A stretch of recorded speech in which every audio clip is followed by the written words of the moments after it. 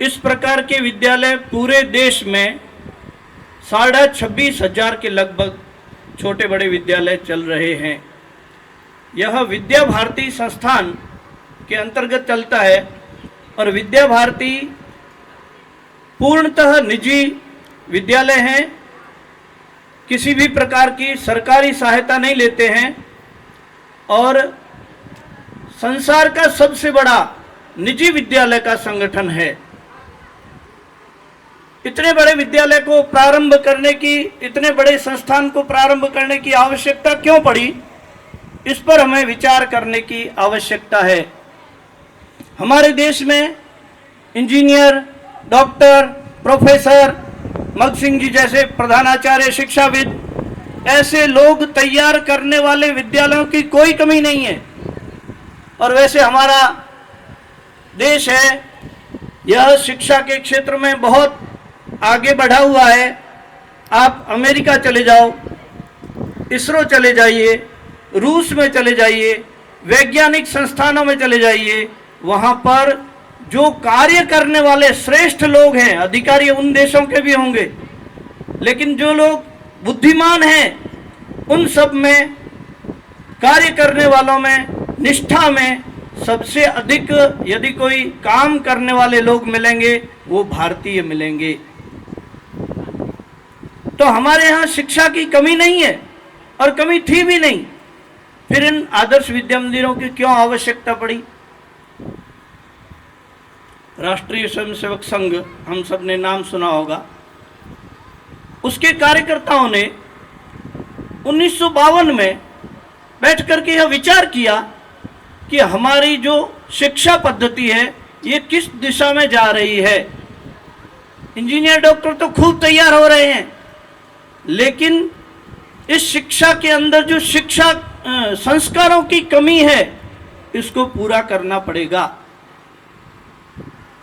अंग्रेज Lord Macaulay ने England में जाकर के संसद के अंदर बोला था कि मैं भारतीयों को कुछ समय के बाद में ऐसा कर दूंगा कि वे बाहर से दिखने वाले तो भारतीय होंगे, लेकिन अंदर से पूर्णतः गुलामी मानसिकता वाले कर दूंगा, अंग्रेज बना दूंगा।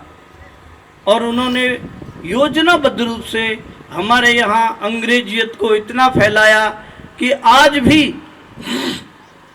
यदि कोई बच्चा संस्कृत का श्लोक बोलता है, हमारे जितने भी कार्यक्रम होते हैं संस्कृत में होते हैं। हमारा शादी ब्याह से लेकर नामकरण से लेकर के 16 संस्कार जो होते हैं सब संस्कृत के मंत्रोच्चार से हम करवाते हैं, ये हमारी संस्कृति है।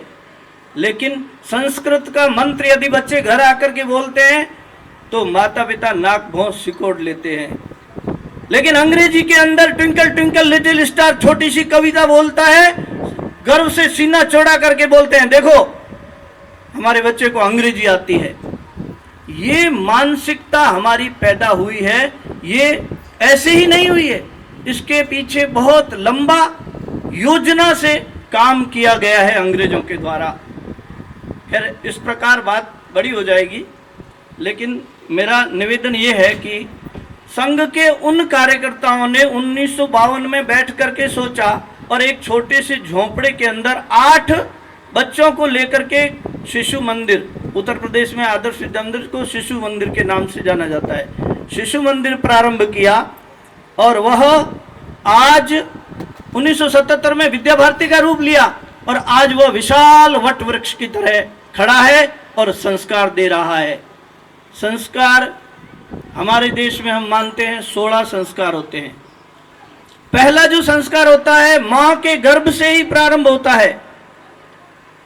और आपने सुना होगा, उदाहरण देने की आवश्यकता अधिक नहीं है, अर्जुन के पुत्र अभिमन्यु ने अपनी मां के गर्भ से ही चक्रव्यूह भेदन की शिक्षा को ग्रहण कर लिया था।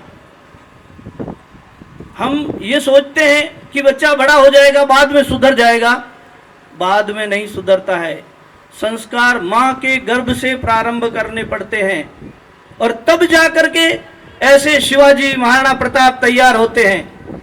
इनको तैयार करने के लिए बहुत तपस्या करनी पड़ती है, पहले से ही ध्यान रखना पड़ता है। एक छोटा सा पौधा हम लगाते हैं, उसकी रक्षा के लिए कितना प्रयास करना पड़ता है। और ये हमारी पीढ़ी है, यदि इसके ऊपर ध्यान नहीं दिया, आज हम परिणाम भी देख रहे हैं क्या स्थिति हो रही है। इनमें संस्कार भरना बहुत ही आवश्यक है और इसलिए विद्या भारती के मनीषियों ने यह सोचा कि एक एक पहलू के ऊपर हम सबको विचार करके ऐसे व्यक्ति तैयार करने पड़ेंगे। एक विवेकानंद जी का नाम आपने सुना होगा। विवेकानंद जी ने अमेरिका के अंदर भाषण दिया, सिंह गर्जना की और पूरे विश्व में हिंदुत्व के डंका बजा दिया। लेकिन विवेकानंद जी ने कहा है, लिखा है, मैं जब पहली बार भाषण देने के लिए मंच के ऊपर खड़ा हुआ, मेरी टांगें कांप रही थी, मैं अपने शरीर पर संतुलन नहीं बना पाया। और बाद में जब वो बोलना प्रारंभ हुए तो उन्होंने पूरे विश्व को गुंजायमान कर दिया। अभी आपके सामने बच्चों ने कार्यक्रम प्रस्तुत किए। किस उम्र के बच्चे हैं? बड़े बड़े नहीं हैं, जिनको नाक भी स्वयं साफ करनी नहीं आती होगी शायद, और उन्होंने मंच के ऊपर इस उम्र में कार्यक्रम प्रारंभ कर दिए। अभी से उनके अंदर जो संस्कार गढ़े जाएंगे वो स्थायी संस्कार हो जाएंगे। इसलिए एक एक चीज पर ध्यान दिया जाता है। किसी को कृष्ण बनाया गया, किसी को राम बनाया गया, किसी को भारत माता बनाया गया, भारत माता के देशभक्ति के गीत गा रहे हैं। ये संस्कार उनके अंदर इस उम्र में आने आवश्यक है। और वे स्वयं जब राम बनता है उसको लगता है मैं राम हूं, मैं कृष्ण हूं, मैं स्वामी विवेकानंद हूं। ऐसे भाव जब वैसे वस्त्र पहन करके मंच के ऊपर खड़े होते हैं तो उनके अंदर यह भाव, इस भाव का जागरण होता है, उसका संस्कार उनके अंदर बैठता है। स्वामी विवेकानंद जी ने कहा था, यदि मुझे मेरे जैसे तेजस्वी, शक्तिशाली, संस्कारवान 100 युवक यदि मिल जाए तो इस पूरे भारत देश की कायाकल्प कर सकता हूं। लेकिन आप अनुमान लगाइए, उस व्यक्ति को 100 व्यक्ति वैसे नहीं मिले। इसलिए विद्या भारती के जो कार्यकर्ता थे उन्होंने ऐसा सोचा कि ये मंत्रों से पैदा होने वाले नहीं है, ऐसे लोग तैयार हमको करने पड़ेंगे, अथक परिश्रम करना पड़ेगा। आदर्श विद्या मंदिर के भैया जी बहुत अधिक वेतन नहीं पाते हैं, लेकिन इनका परिश्रम आप कभी बैठ करके देखिए, कितनी मेहनत करते हैं ये, और इस प्रकार के बच्चों को तैयार करते हैं, गढ़ते हैं, आपकी नई पीढ़ी को संस्कारित करके खड़ा करते हैं। ये एक प्रकार की बहुत बड़ी तपस्या कर रहे हैं, छोटे छोटे विषयों के ऊपर चिंतन करते हैं। ये ऐसी पीढ़ी को तैयार कर रहे हैं जो हिंदुत्वनिष्ठ हो। इस राष्ट्र का, हिंदुत्व का अर्थ होता है देशभक्त। हिंदू का अर्थ ऐसा नहीं है हिंदू एक संप्रदाय है, हिंदू एक धर्म है। हिंदू हमारी संस्कृति है। जैसे इंग्लैंड का रहने वाला अंग्रेज है, अमेरिका का रहने वाला अमेरिकन है, फ्रांस का रहने वाला फ्रांसीसी है, वैसे ही भारत का रहने वाला, हिंदुस्तान का रहने वाला हिंदू है। ये सीधी सी परिभाषा है। ठीक है, लोगों ने हमको भड़काने के लिए कई प्रकार की ऐसी परिभाषाएं गढ़ रखी होगी, लेकिन इन मिथ्याओं को तोड़ना पड़ेगा। ऐसी हिंदुत्वनिष्ठ, राष्ट्रभक्ति से ओतप्रोत पीढ़ी तैयार करनी पड़ेगी जो इस देश के लिए खड़ी होगी। आज जो हमारे दिमाग के अंदर भर रहे हैं भावना, वो उनके अंदर 1% भी नहीं आएगी, वो उसका विरोध करेंगे। हम ढुलमुल नीति नहीं अपनाएंगे। इस प्रकार के लोगों को तैयार करना है। अभी आपने शारीरिक के कार्यक्रम देखे, विद्या भारती शारीरिक शिक्षा का काम करती है।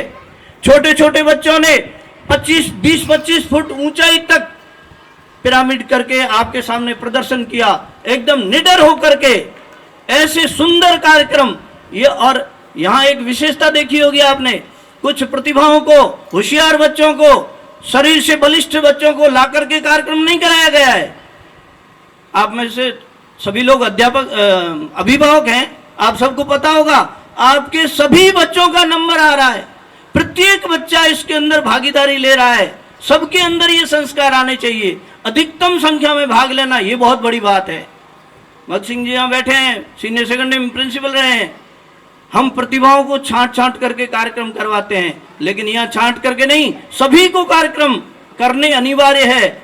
और शारीरिक कार्यक्रम के अंदर अधिकतम संख्या में हम कैसे उनको भाग लेवा सकते हैं, ये बहुत बड़ी बात है। और यह केवल आज ही नहीं, हमारे विद्यालयों में प्रतिदिन 20 मिनट तक अनिवार्य व्यायाम, अनिवार्य शारीरिक करवाया जाता है, ताकि वो शरीर से बलिष्ठ हो। यदि शरीर ताकतवर है, सब चीजें बाद में है। शरीरम माध्यम खलु धर्म साधनम। यदि हम धर्म करना चाहते हैं, धर्म यानी कर्तव्य, कर्तव्य का पालन यदि हम करना चाहते हैं तो इस शरीर से ही संभव है, दूसरे किसी रास्ते से संभव नहीं है। इसलिए सबसे पहले हमारा शरीर सधा हुआ, मजबूत ऐसा चाहिए, और उसके लिए शारीरिक और व्यायाम केवल एक दिन करने से, 2-4 दिन करने से नहीं होगा। अपने शरीर को नित्य तैयार करना पड़ेगा, अभ्यास में लाना पड़ेगा। आसन करवाए थे, आसन करने पड़ेंगे, प्राणायाम करने पड़ेंगे, सूर्य नमस्कार करने पड़ेंगे, तब जा करके ऐसा होगा। एक पीतल का लोटा हम एक दिन मांजते हैं, 3 दिन के बाद में उसका कलर ही चेंज हो जाता है। वैसे ही ये जो नित्य कार्य करते हैं, शारीरिक का नित्य अभ्यास करेंगे, तभी जाकर के ऐसा शरीर मजबूत होगा, और वो इन विद्या मंदिरों के अंदर करवाया जाता है। ऐसे ही हमारी प्राणिक, मानसिक, बौद्धिक, आत्मिक शक्तियों को बढ़ाने के लिए ऐसे योजनाबद्ध रूप से विषयों को तैयार किया जाता है। छोटे छोटे बच्चों में ये संस्कार प्रारंभ से दिए जाते हैं। ऐसे आपने अभी जो कार्यक्रम देखे, इनके अंदर, सभी के अंदर कोई न कोई देशभक्ति का भाव भरा हुआ है, कोई भगवान के संबंध में आध्यात्मिक भाव भरा हुआ है, और इन्हीं भावों के माध्यम से हम उनके अंदर संस्कार का निर्माण करते हैं। बंधुओं, ऐसा कहते हैं, सा विद्या या विमुक्त। विद्या वो है जो इस मानव शरीर से हमको मुक्ति दिलाती है। केवल कुछ पढ़ करके, कुछ आंकड़े लेकर के, कुछ डिग्रियां लेकर के नौकरी प्राप्त करने से विद्या पूरी नहीं होती है। विद्या अलग ही विषय है, उसके अंदर सब चीजों को ग्रहण करना होता है, और तब जाकर के व्यक्ति की मुक्ति होगी। 4 पुरुषार्थों के बारे में कहा गया है। प्रथमे वयसी नाथ, 4 पुरुषार्थ हमें पता है कौन से हैं। तो पहला जो पुरुषार्थ है वो हमको 1 से 25 वर्ष की आयु के अंदर जो 4 आश्रमों में करते हैं वो करना पड़ता है। वो है विद्या अर्जन, शिक्षा अर्जन। यदि ये नहीं किया तो दूसरी अवस्था के अंदर प्रथमे वयसी नाधीतम द्वितीय नार्जितम धनम। यदि ग्रस्त के समय हमारे पास धन नहीं है, पहले विद्या अर्जित नहीं की, द्वितीय अवस्था के अंदर हमने धन अर्जित नहीं किया, तृतीय न तपस्तप्तम, और तीसरे के अंदर तपस्या नहीं की, तो चतुर्थी किम करिष्यसि, बुढ़ापा बिगड़ जाएगा, फिर हमारा कल्याण संभव नहीं है। इसलिए शिक्षा, विद्या वही है जो मुक्ति प्रदान करती है। प्रारंभ से यह कार्य करवाना, इसी का कार्य हम कर रहे हैं। आज समाज के अंदर ऐसे कई विमर्श गढ़े जा रहे हैं, हमारे मन के अंदर ऐसी कई चीजें फीड की जा रही है जिससे हम अपने स्वाभिमान को भूल बैठे हैं। जैसे उदाहरण के लिए आर्य बाहर से आए, भारत के लोग सबसे अधिक बुद्धिमान, सबसे अधिक शक्तिशाली हैं। यहां पर इस्लाम बाहर से आया, हम सब ने इतिहास में पढ़ा है। अंग्रेज बाहर से आए हैं, हम सब ने पढ़ा है। फिर हमें ये कहा गया, तुम लोग भी तो बाहर से आए हो, तुम आर्य हो। हमारे शास्त्रों में आर्य का अध्ययन करते हैं, आर्य शब्द का अर्थ होता है श्रेष्ठ। लेकिन उन्होंने कह दिया तुम आर्य हो, आर्य मध्य एशिया से आए हैं, ऐसे लंबे चौड़े बड़ेड़ा गांव के भाटियों जैसे। ये जो जाति है ये यहाँ की नहीं है, ये बाहर से आए हुए हैं। ऐसा करके हमारे मन में ये बात गढ़ दी और हमने स्वीकार कर लिया, हाँ सही बात है, आर्य बाहर से आए। हमारे देश के विद्वान का नाम नहीं लूंगा, उन लोगों ने भी यह बात स्वीकार की कि हाँ आर्य बाहर से आए हैं, हमने मान लिया। वेद गडरियों के गीत हैं, अकबर महान है, महाराणा प्रताप महान नहीं है। यहां पर भारत का जितना भी विकास किया ये अंग्रेजों ने किया, पहले कुछ नहीं था तुम्हारे पास। अरे किसी भी चीज का अध्ययन करो